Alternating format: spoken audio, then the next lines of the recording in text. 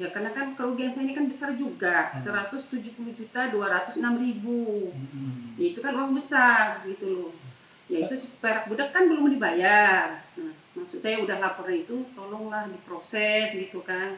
Biar ini ada tindak lanjut selanjutnya, jangan ngambang begini, gak ada kepastian. Dari EBG Polda pun gak ada sekali mau ada etika baik untuk membayar.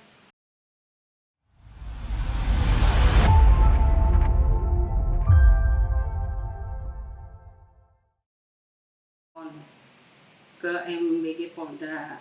Nah, MBG Polda ini menyuruh karyawannya yang pesan ke kita, pesan melon sebanyak 15 ton ya, 15 ton dan nanas. Jadi untuk sampai saat ini belum dibayar, sudah jalan 7 bulan. Nah itu pun spesial budak belum dibayar ya. Nah terus itu laporan Polda. Nah, ada laporan Polda itu dari tanggal 5 Januari Ibu udah laporan ke Polda. Nah, tapi ya dari Polda juga belum ada tindak lanjut untuk memproses yang karyawannya MBG ini. Nah, ya karena kan kerugian saya ini kan besar juga, 170.206.000. Ya, itu kan uang besar gitu loh. Ya itu si perak budak kan belum dibayar. Nah, maksud saya udah laporan itu tolonglah diproses gitu kan. Biar ini ada tindak lanjut selanjutnya, jangan ngambang begini, gak ada kepastian. Dari EBG Polda pun gak ada sekali mau ada etika baik untuk membayar. Kerugian saya itu banyak loh. Sudah kita komunikasi, cuman dia ini kan yang memesan yang karyawannya EBG Polda ini beli itu dengan kronologis dia cerita ke Ibu ya. Melon itu dengan harga 10.000. Ternyata dibeli oleh Polda MBG Polda ini 3.000 per buah, bukan per kilo ya. Ya, udah itu ya dia ngakunya ya nggak ada duit karena nggak ada ya uang untuk pembayaran yang udah dibayar yang 3.000 itu untuk nutupin yang pembelian bayar buah sebelumnya. Jadi yang untuk pengirim terakhir ini yang sama sekali nggak dibayar begitu loh. Pembeliannya buah apa aja Bu selain melon Bu? Melon dan buah nanas. Melon itu kurang berapa ton itu? Kalau itu kan kita biji sih kalau ke sana itu, tapi kalau kita hitungannya tetap ton. Kalau total bijinya itu kan 10.120 biji. Dan kalau di kilo itu kan jadi 2 jenis, ada hijau sama oranye. Hijaunya itu 2,5 ton, 2.500 kilo. Kalau orange-nya itu 10.825, 10 ton lebih. Kalau nanasnya itu kan 2.950, tapi kita kasih bonus 250 biji, jadi 2.700 biji. Jadi sampai saat ini belum ada itikat baik dari pihak terlapor ya Bu ya? Nggak ada. Makanya kita melaporkan kepada pihak polisian. Iya. Apa harapan kita Bu dengan laporan polisi Bu? Harapan kita apa Bu?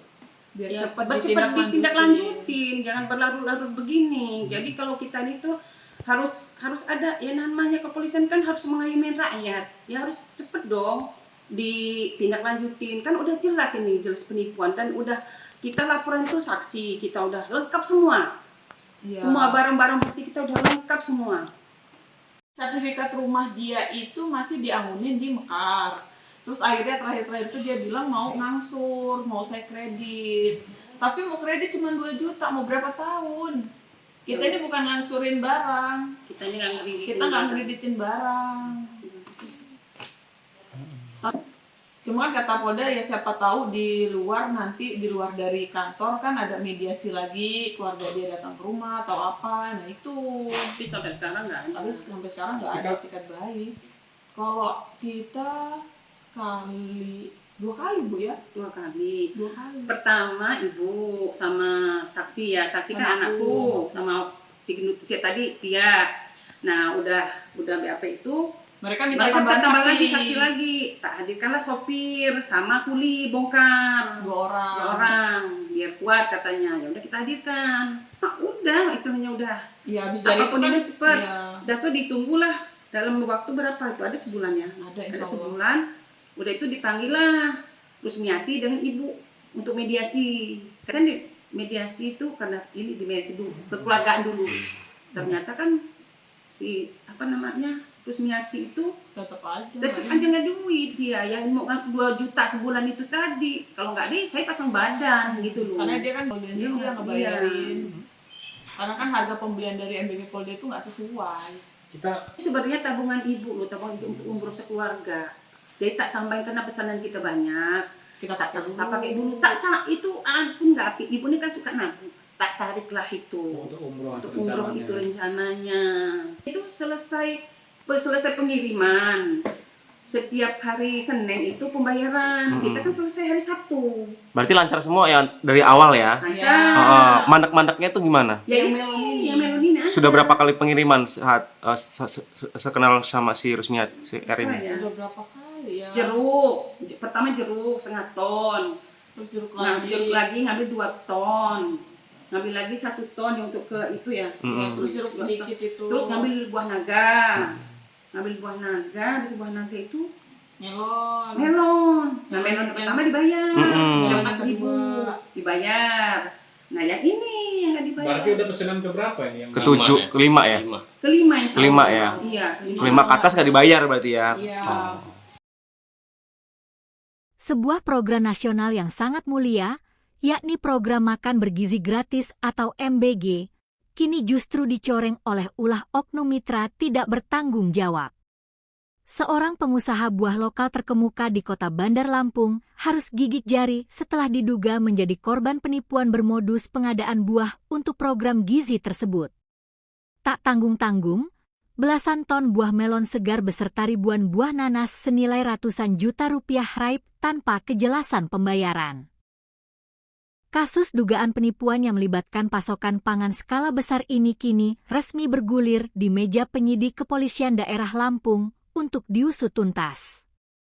Korban dari aksi culas ini adalah Yatni Sumarni, seorang wanita paruh baya berusia 56 tahun yang merupakan pemilik toko buah terkenal bernama Abeng Buah di kota Bandar Lampung. Yatni yang sudah bertahun-tahun merintis usahanya dengan memeras keringat, sama sekali tidak menduga bahwa kerjasama bisnis yang awalnya tampak sangat menjanjikan ini justru akan menjadi mimpi buruk yang menguras modal usahanya.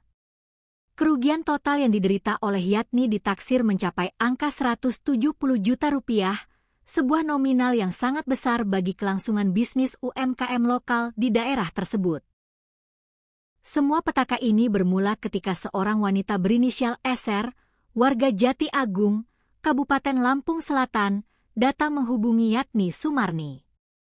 Kepada Yatni, terlapor SR mengaku sebagai mitra resmi dari dapur makan bergizi gratis yang bertugas memasok kebutuhan pangan untuk Satuan Pelayanan Pemenuhan Gizi atau SPPG. Dengan membawa nama besar program pemerintah yang tengah berjalan, SR berhasil meyakinkan pihak Abeng Buah untuk menyediakan pasokan buah dalam jumlah yang sangat besar.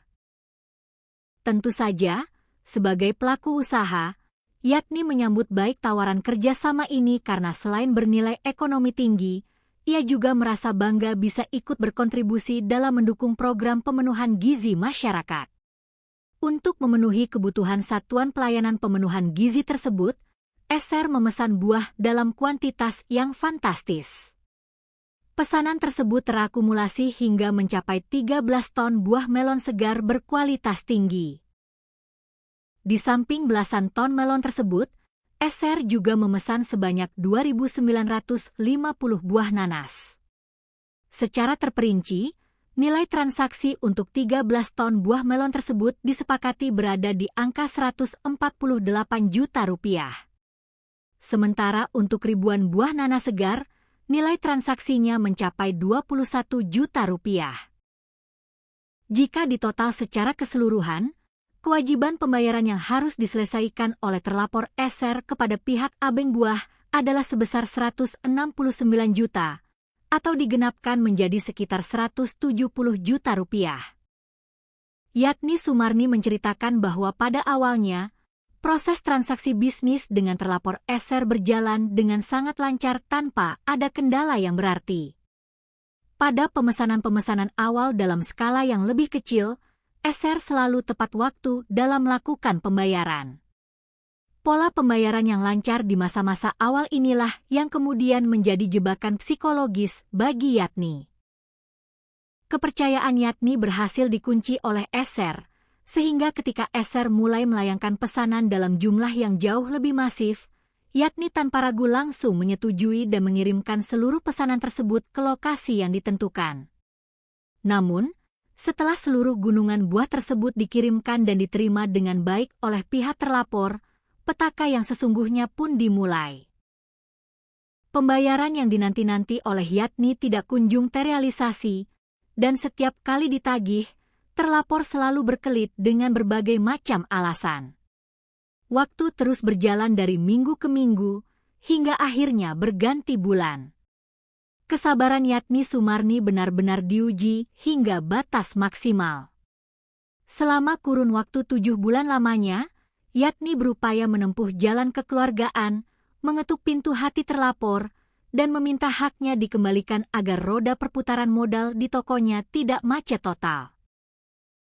Namun, sepanjang 7 bulan tersebut, sama sekali tidak ada iktikat baik maupun upaya nyata dari Eser untuk melunasi utang pembelian buah tersebut. Merasa dirinya telah menjadi korban penipuan yang terencana dengan memanfaatkan modus program gizi, Yatni akhirnya membulatkan tekad untuk membawa kasus ini ke ranah hukum. Didampingi kuasa hukumnya, Yatni mendatangi Mapolda Lampung untuk melaporkan Eser secara resmi dengan nomor registrasi laporan polisi LPB 10-1-2026 SPKT Polda Lampung.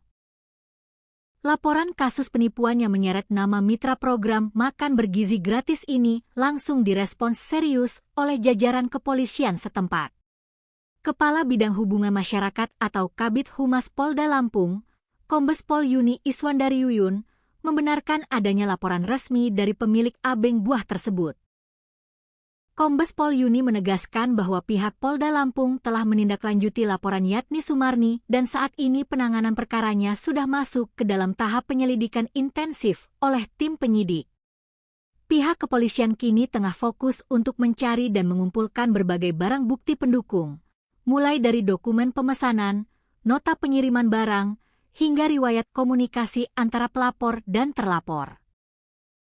Selain itu, polisi juga sedang menjadwalkan pemeriksaan terhadap sejumlah saksi guna memperkuat konstruksi hukum dari peristiwa yang dilaporkan oleh korban.